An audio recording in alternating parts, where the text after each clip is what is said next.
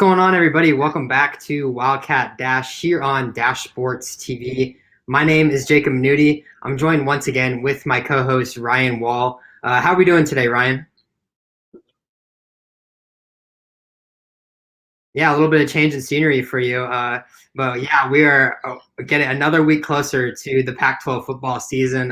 So why don't we talk some football? We know, of course, that fall camp began last week. So with that, we've been fortunate enough to have a lot of access to the team as media, and we've had press conferences after practice almost every day, which has been great because we've been able to get a ton of updates on the team. One of those updates being that Kevin Sumlin is back at practice in person. He returned earlier this week.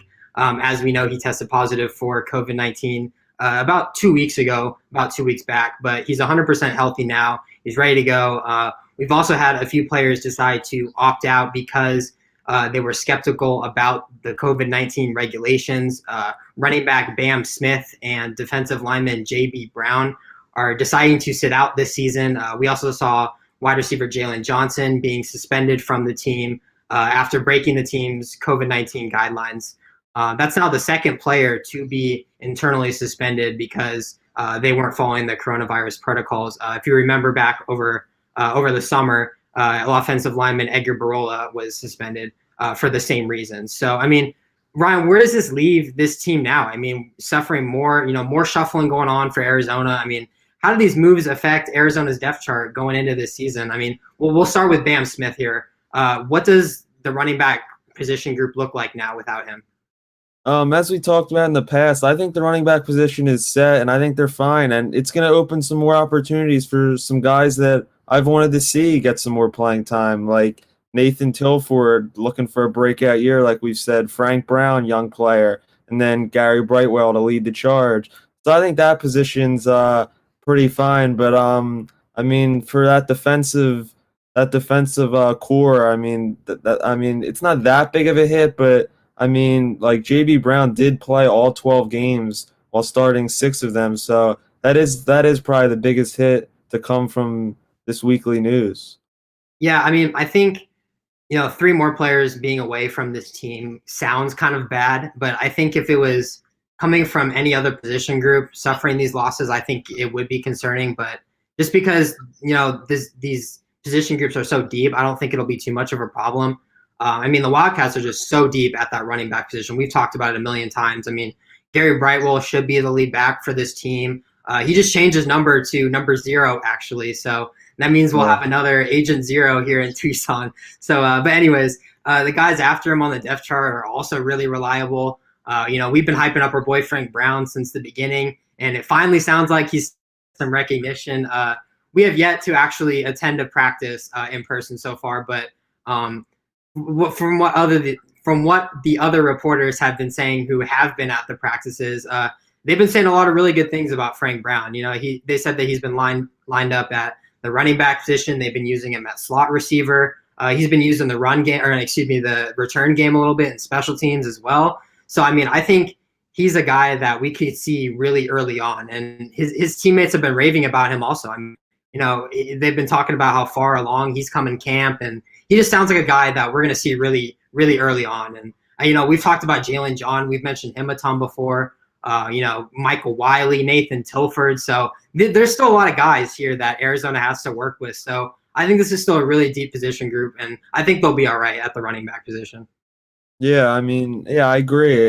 This offense, they're pretty deep there at that position. But yeah, I mean, the news of Coach Sumlin being back, that's the biggest news for me because I mean, we didn't know like how long he would be out. If he could be out longer, it could hurt this already struggling and young team even more. So I think that's the biggest positive note to come from this week.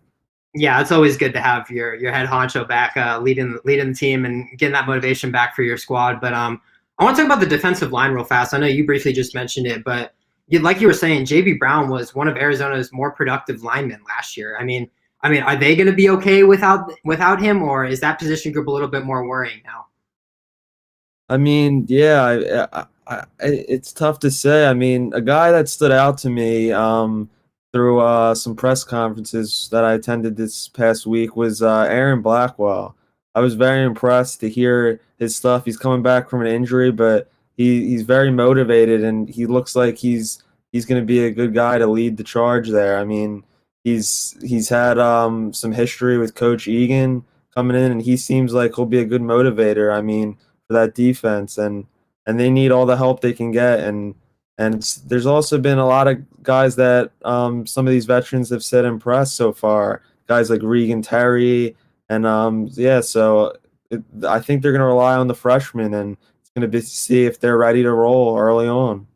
Yeah, we love Regan Terry, and I was just about to mention Aaron Blackwell, but I think they'll be fine at that position group. Also, I mean, Arizona honestly has a lot of guys that could play the D line. I mean, at this point, I expect Trayvon Mason to be the main guy on that line. He was really great last year, so I expect him to kind of be that main guy that everyone's gonna play around. And it sounds so weird to talk about Arizona's defensive line having a lot of depth and having a lot of guys that can actually play the position because so many years ago, that position group was so under recruited. We were playing 250-pound guys at nose tackle, and they were just getting everywhere. So like, it's so weird to talk about that. This line actually has some guys that they can play, but they really do. These guys are huge now. I mean, Miles Tapusoa, you got Nahi Salunga, Keon Bars, Roy Lopez, which is another guy that they were hyping up in the press conferences. So these are legit guys that Arizona can use. Some real big dudes on this line. So I think JB Brown would have been great to have on the team, but I think they'll be all right just because of that depth.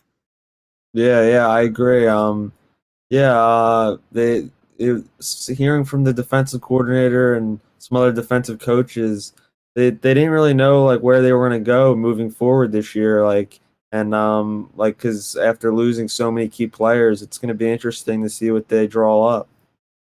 Yeah, I want to talk about our last position group now, the wide receivers. Losing Jalen Johnson, I don't really think we were going to be expecting him to kind of be that guy for Arizona to lean on just quite yet. He's still one of the younger guys of this position group, but I mean, his workload probably wouldn't have been a whole lot even if he was playing this season. But what do you think of the wide receiver group? Do you think there's enough guys there to be all right without having that one extra guy to rotate through? Yeah, I think they have a few guys, and the main guy that everyone's been talking about is Booby Curry, and I think he's gonna have a breakout year. I mean, I think like he already has chemistry with Grant Gunnell, and I think these two together are gonna be quite something to see. They're gonna be special this season. Oh yeah, we had Booby Curry talk to the media a couple days ago, and he was going on and on about his relationship with Grant Gunnell. They were high school teammates, and now they're roommates. So to have that chemistry with somebody else on your offense, and not only someone on your offense, but your quarterback as well. I mean, that's just so great. So I think Curry is in for a breakout season, and I think this position group is also really deep as well. Outside of Booby Curry, Harry Joyner is 100% now coming off of that foot injury. He was by far Arizona's best receiver last season, and I expect him to be that guy for them again. He said that he's 100% ready to go. Brian Castile has been really reliable last season. Tavian Cunningham, Stanley Berryhill, they still got a lot of guys that they can lean on. And they lost Brendan Schooler too. So like, imagine if Jalen Johnson and Brendan Schooler were in the mix. That would have been a really nice wide receiver group, but that would have been too nice. That would have been too perfect. Yeah, well, I guess we'll move on now. Although we can both agree that there are some position groups that Arizona is pretty strong at, there are certainly some groups that we can agree that are a little more worrying than others. So much so that Arizona might have to call an audible and switch up their defensive scheme because that linebacker group is just so thin and full of so many question marks. The original plan, I think, was to run a 3-4 scheme, but it sounds like as though that just won't be possible anymore with the amount of linebackers that they have. So, I mean, give me your thoughts on this one, Ryan. Is a 3-4 scheme even an option at this point anymore? I don't think so. I mean, I have heard encouraging things about like some young guys. Like one guy especially is DJ Morning. A lot of guys like Anthony Pandy have mentioned him recently. So yeah, they do have some exciting guys, but I'm leaning towards like a 4-3 right now, like three linebackers. I mean, yeah, I think they should have enough guys to to have that because I think Anthony Pandy's going to lead the charge, and I think they're going to play him at a bunch of different spots, like on that defense. Yeah, I think a 3-4 scheme at this point just can't be a real option anymore. You can't expect to have four linebackers on the field at the same time when you only have 5 or 6 linebackers on scholarship, right? I mean, I know that there's a couple of walk-ons at that linebacker position, but I still think four linebackers on the field is just not an option anymore. Well, we'll probably end up seeing a lot of nickel packages, maybe some dime and dollar looks for Arizona, but it's really unfortunate because with those nickel packages and the quarter, dime, dollar, all those pass heavy formations, all those formations are super weak against the run game. So, I mean, it just because those formations, they have so many defensive backs out there, and obviously the guys on the other side that you're going up against are a lot bigger than you, and they're going to toss you around just because, they're 50, 60 pounds huger than you. So, I don't know. That does concern me a little bit that they don't have a lot of linebackers, and I hope we don't see too much of those heavy pass formations just because I think it'll be really deceptible against the run. But it was interesting to hear that both Kevin Sumlin and Paul Rhodes both said that they weren't so much focused on changing up their scheme as much so that they just wanted to get their best players onto the field. So, I mean, if you're going by that logic, I think a 4-3 scheme, like you were just mentioning, is probably the way to go. I mean, you can have Anthony Pandy and DJ Mourning, and then you can have Jalen Harris as that third linebacker. And I actually think that would be a really realistic option because, Jalen Harris did talk a lot about him playing a lot more pass coverage. They had him playing dropping back in coverage as well as rushing the passer. So that's kind of what that outside linebacker does in that 4-3 scheme. So maybe that's what they're prepping him for. So I don't know. I think a 4-3 scheme probably is the move that might be what we see at this point. Yeah, I mean, it's just looking back at it, it's such a shame because this defense did have some potential this year. I mean, like Jalen Harris, Anthony Pandy, like losing like Colin Schooler, Tony Fields, like they could have been like, I think a very much improved defense from a year ago, and just sucks because all those guys had to leave. But yeah, I'm actually excited because this leaves more chances for some of these younger players and that's what they need to do. They need to develop their young players. And hearing from like Paul Rhodes like a few days ago, he was saying that that it's still early on, so they're drawing a lot of question marks. Like they don't really know where they're going because it's so early. So it was kind of like made me worry because a little bit because like it's like they're only 3 weeks out like tomorrow, so I don't know what they're really gonna do, you know? Yeah, it's a real shame because if this pandemic wasn't a thing, we would still have Colin Schooler and Tony Fields, and this linebacker group would be a little more better. But I honestly though, I think Arizona's best defensive scheme at this point is just to not play defense. I mean, like what I mean by that is that like they should hope to play and be on the field as little as possible, right? I mean, like Arizona's offensive game plan should just be slow and steady, right? Chew the clock, long drives, a lot of plays, waste as much time as possible so that your defense is on the field for as little as possible. Because, I mean, that was half the reason why Arizona's defense wasn't very good last year. They gave up a ton of points, mainly just because the offense would have a lot of 3-and-outs. They would just be chucking bombs down the field, when they're at their own 25. So, like the offense gave the defense so many poor opportunities last year, and the defense had their backs up against the goal line almost all game. So, I mean, like, I really do hope that we see a little bit of a shift in scheme on the offensive side to kind of help out the defense. I don't think a lot of people really like to think about that. When you think of defensive struggles, you think, oh my gosh, what do I do on defense? Well, you got a team that can help you out as well. So I hope that the offense can kind of help the defense out and switch their scheme to a more slow and steady pace and just kind of control the game and allow your defense to not be on the field and have a lot of those big opportunities. Yeah, it all starts with the offense. I mean, you're right. Like when they're it's not the Big 12. Like you can't just be chucking balls up every play, throwing it 60 times. And like we said, they have a ton of running backs that I love. So they need to use them a lot this season and just keep that, like you said, keep that defense off the field as much as they can. And I think that offense would actually work really great. I think Grant Gunnell runs that kind of offense really well, at least from what we saw last year. I mean, a lot of those check downs, there's 5 or 10 yard gains. That was something that really separated Grant Gunnell from Khalil Tate. I think if you wanted to kind of compare the two, I think that, we saw hundreds of times where Khalil Tate would just launch a 40-yard bomb down the field and, miss his receiver on third down when he could have just hit his check down coming across the middle down in the flat. So, like, I don't know. I think Grant Gunnell might fit this scheme a little bit better. And I think now having to only worry about one quarterback is really beneficial to this team because, last year they were game planning for two different quarterbacks. They had a certain amount of plays for Khalil Tate. They had certain plays for Grant Gunnell, and the two were just so different. The schemes just didn't match. So now you can just focus on Grant Gunnell. You can run that offensive slow and steady and really help out the defense with that. So I think that's a really realistic option. I hope Arizona does end up trying to do that.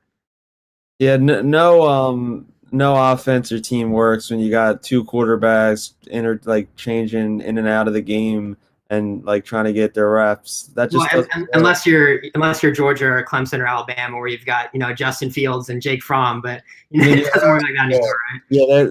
Yeah, they're different. They're a different breed. I mean, they got 5-star guys coming in left and right, but for some team like Arizona, like Kevin Sumlin needs to establish an offense and just let Grant Gunnell lead the charge.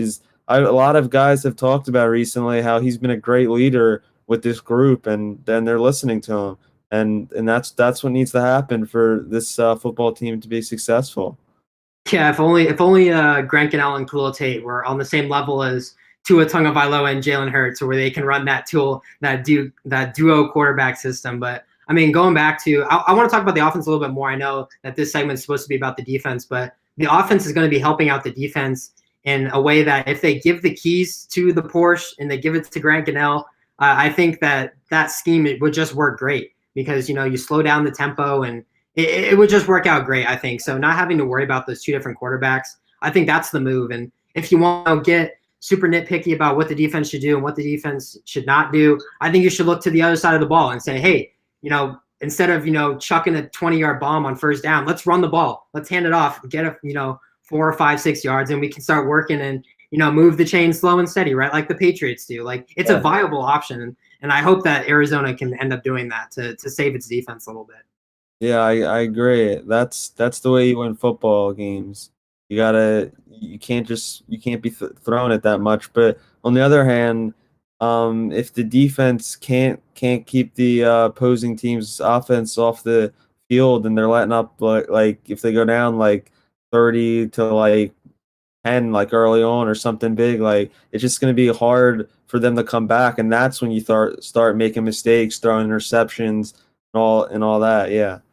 Well, they can't throw an interception if you run the ball. That's what I'm saying. Like, if you slow down this offense, and sure, if your defense gives up a touchdown on the opening drive, okay, we'll just waste half the quarter and try to at least get 3 points on the board. And, if we only get 3 points and we're down 7-3 at the end of the first, oh, well, right? We just chewed up that entire first quarter. So I don't know. I think even if this defense gives up a ton of points, I think if the offense runs in a way where they control the game, they chew all the clock, and they kind of control that clock and run the game, I don't see the defense being on the field long enough for them to blow the game. You know what I mean? Like if Arizona is controlling the game on the offensive side, I don't think there'll be much of a concern on the defensive side. Because sure, they'll give up the touchdown, but your offense can just waste half the quarter and try to get those points back.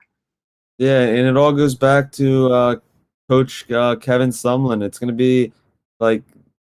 be to see if he can actually come up with a good game plan and be a good game day coach, because yeah, he recruits all right in the state of Arizona. He hasn't established that nationally yet in Tucson, but let's see what he has come game day, because there's a lot of great college football coaches out there, but when it comes to the in-game plays late in games, they don't bring the good stuff. So yeah, we'll see. I definitely think this is a proving year for Kevin Sumlin and Noel Mazzoni, because now you have your guy in Grant Gunnell, right? You have the guy that you recruited to come in here to run your scheme. I think this is certainly a proving year for the coaches. We'll go ahead and move on to our last topic. And while the football season is inching closer and closer, and that comes the wonderful world of sports betting and money lines, right? Since the season is just a couple weeks away, the opening spreads have been released for the Pac-12 football season, and Arizona has opened up as a 14-point underdog in its first game against Utah. Now, we were talking about this yesterday, and we kind of had a little bit of a different reaction to seeing the 14 points. So give us your thoughts on this, Ryan. Is 14 points an accurate spread for this game against Utah?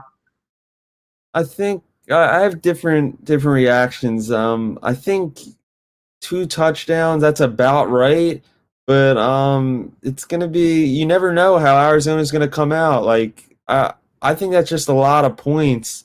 So I think the right choice would actually be to take Arizona in the points. 14 is just a big number. Interesting. Yeah. I mean, I think an interesting thing to note is that this was the biggest spread differential of any of the Pac-12 games. I think it was a couple points more than Oregon versus Stanford. I think I see that game being a little more of a blowout than this one. But who knows? I mean, honestly, and it only two scores does seem a little bit like not a big enough spread for this game because I mean, especially considering the history of this matchup between these two teams. I mean, Arizona got thumped last year by Utah, 35-7, and they lost 42-7 the year before in 2018. Like that, I don't think they've won a game the last 4 years against Utah, and not nonetheless they're going to Salt Lake City to play this game, and they haven't won a game in Salt Lake City since 2014. So if you're going off of based off of that and what the history is telling us, 14 points does seem super generous. But I don't know, maybe Arizona is finally getting some credit by only picking them to lose by 14 points instead of 20. I don't know though. What do you think? I mean, I think it could go either way. It's going to be if that how that defense, like how if they're ready on time come game day. I mean, like I could totally see like 42-20, like something like that, or like yeah, I could see him losing by 20. But then I also could see him scoring late, like being down a lot, scoring late, a lot late, and it could be a high scoring game, only lose by like a touchdown or something, 10 points. So I could see that, but I think it's going to be close. I think it's either going to be a like closer game, or I think they're going to lose by over 20. Yeah, there's no middle ground there. I will say that although we might think this game will be a blowout, I don't. I think that out of the first half of Arizona's schedule, like their games within the first half of their schedule, I think that game against Utah could be one of those trap games where Arizona could steal a win because, like you were just saying earlier, it's the first game of the season. Everyone's a little bit rusty. Utah's going to have a new quarterback this year. They're going to have a new starting running back this year. I mean, I'm pretty sure they haven't even decided who they want to throw out there as the quarterback in week one. I think they're still going through the QB battle right now. So, I mean, it sounds like, they have a few different guys that they can choose from. So, maybe that uncertainty could cause some chaos for Utah, especially early on in the season. I mean, a new quarterback being plugged into an offense can always cause some sort of, chaos early on, right? So, Yeah. I don't know, maybe Arizona steals this game and catches this team at the right time, and we want to look at their offense and let's look at their defense too. I mean, I don't think Utah's defense is as good as everyone makes them out to be. I mean, they had a lot of good defensive games last year. Like, don't get me wrong, but those were all against bad teams, right? Like, they gave up 30 points to USC. They gave up 28 to Washington, 37 to Oregon in the Pac-12 title game, and then they gave up 38 points to Texas in the Alamo Bowl. So every opportunity that they've had where they've played against a good offense, they didn't show us that they were one of the best defenses in the country. And we've talked about Arizona's offense as potentially being its strongest suit. And while that defense might be a little bit suspect, the offense has a lot of potential to be a good offense. So Utah against this Arizona offense, maybe Arizona can put some points up on the board. I don't know. I mean, that was just last year's defense too. So they've lost a couple of guys to the NFL in the secondary, a couple of guys in that secondary. So they've got some holes to replace on that defense as well. So I don't think this is a defense to be scared of. And with a new quarterback and a new running back on their offense, this could potentially be a game where Arizona plays spoiler and wins this game. I could see it being, under 14 points, to be honest. Yeah, and I think throughout the whole Pac-12, the first 2 weeks about, I think are going to be a wash. I mean, I think a lot of teams are just going to come out struggling. I think there's going to be a ton of points put on the board. These defenses aren't going to be ready because they haven't been hitting for that long. And yeah, I mean, I think it just goes for every team. But yeah, this game is like Utah is just a better program. I mean, over the last, I think, 4 years, they've won like at least like 8 games every year, pretty much, and they're just a better program. So I would just, I think they're gonna win. I mean, I would be very shocked if Arizona wins this football game. That's for sure. Yeah, I mean, we can compare rosters all day long, right? But what about the coaching, right? Like has such a good coaching staff. You know, they bring in these three-star guys and they turn them into NFL prospects. Arizona doesn't do really any of that. So if you want to compare the coaching staffs, I think Utah has that advantage, and that might be the difference maker. So, I mean, I don't know. I could really see that, like you said, I can see Arizona winning this game by a couple points, and I can also see Arizona losing by 30, and then they're going in to the second week against USC. But I don't know. It'll definitely be interesting to see. You have any final thoughts? Not really, but I think one last thing is that this opening game is gonna be a big for this team because it's gonna really show what this team got has moving forward. Yeah, I have to agree. I think this first game, these first couple of games, is super important, especially because we were talking about it last week about the schedule is so lopsided for Arizona. It seems like all their hard games are at the beginning, and they kind of get the lighter side of the schedule at the end. I think it would have been better to have it the other way around. So Yeah, if Arizona can walk away 2-2 out of these 4 games, that is more than good. that'd One be and three, even I would accept 1-3. I know it doesn't seem very good. 1-3 is a little ugly, but like if you were to steal one of those games against one of those 4 teams, and we've talked about, I think UCLA is a winnable game. So if Arizona steals another one of those games of the first 3 games, they could be looking at 2-2 heading into the easier part of their schedule. So I have to agree. I think that this first game against Utah is the most winnable out of the first 3 games. So I think that first game is super important. yeah. I can't wait for the season to get started. Yeah, well, that's where we're going to end things this week. Thank you, everybody, for tuning in and watching. Reminder that we are live here every Friday at 4 p.m. So tune in every single week for that. We also have columns now as part of our collaboration with Sports Pac-12. You can go check those out on their website where Ryan is writing those articles and posting stuff once a week. And also check out our website as well, where we post all of our clips and full shows over at www.dashsports.tv. You can go check us out there. If you can't watch the live shows, you can go watch the recaps up on that website. And make sure you follow us on social media as well, over on Facebook, Twitter, Instagram, and TikTok. We have it all, so you can't miss us. So thank you, everybody, for tuning in, and we will see you next week.